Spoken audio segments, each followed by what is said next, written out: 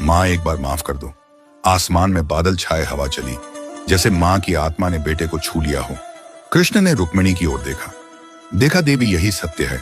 जब तक माँ जीवित रहती है हम सोचते हैं समय बहुत है, पर जब वो चली जाती है तब पता चलता है वही समय सबसे कीमती था। रुक्मिणी बोली, प्रभु तो इस युग में सुधार कैसे होगा? कृष्ण बोले, सुधार तब होगा जब लोग समझेंगे कि माता पिता की सेवा किसी दान या पुण्य से कम नहीं। माँ की रोटी में भगवान का स्वाद होता है, पिता की छाया में स्वर्ग की ठंडक जो इन्हें खो देता है वह लाखों में भी अकेला रह जाता है। इस संसार में सब कुछ खरीदा जा सकता है, लेकिन माँ की गोद और पिता का आशीर्वाद नहीं। जो यह समझ जाए वही सच्चा भक्त है, बाकी सब दिखावे के साधक हैं। माँ की सेवा सबसे बड़ा तीर्थ है, पिता की आज्ञा सबसे बड़ी पूजा है। जिसने यह कर लिया उसे मुझसे वर मांगने की जरूरत नहीं रहती, मैं स्वयं उसका रक्षक बन जाता हूं। कृष्ण ने आगे कहा, देवी, इस कलयुग में ज्ञान बहुत होगा पर समझ कम लोग पढ़े लिखे होंगे, पर अपने माँ बाप की आंखों में झांकना भूल जाएंगे। हर घर में टीवी होगा पर दिल में संवाद नहीं। हर हाथ में मोबाइल होगा पर किसी माँ का हाथ पकड़ने का वक्त नहीं होगा। यह वही समय होगा जब बेटा बाप के जीते जी उसकी जमीन बांटने की सोच लेगा और माँ के जिंदा रहते उसकी यादों पर पर्दा डाल देगा। रुक्मिणी ने आंखें झुका ली। प्रभु, कितना भयावह है यह युग। कृष्ण बोले, भयावह नहीं देवी, चेतावनी है। यह वो समय है जहां प्रेम की परीक्षा होगी।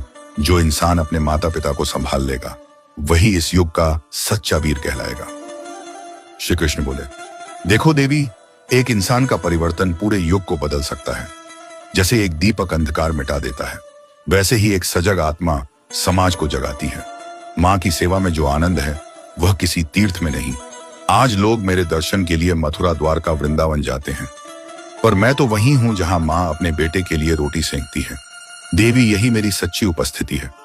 रुक्मिणी बोली, प्रभु, अगर कोई यह कहानी सुने तो उसे क्या सीख मिलेगी?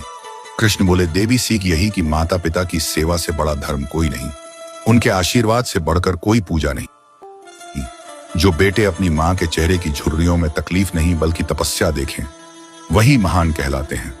कलयुग में वही सच्चा भक्त है जो माँ बाप के आंसू पहुंचता है।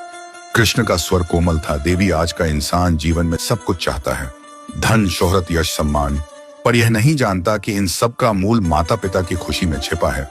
जो माँ बाप से मुंह मोड़ता है वो भगवान से भी दूर हो जाता है, और जो उन्हें अपना गुरु मानता है उसका हर कदम सिद्धि की ओर जाता है। कलयुग में हजारों तीर्थ हैं, पर सबसे बड़ा तीर्थ माँ का आंगन है। वहां जो झुकेगा उसे किसी पंडित की जरूरत नहीं पड़ेगी। राहुल का जीवन अब एक उदाहरण बन चुका था। लोग दूर दूर से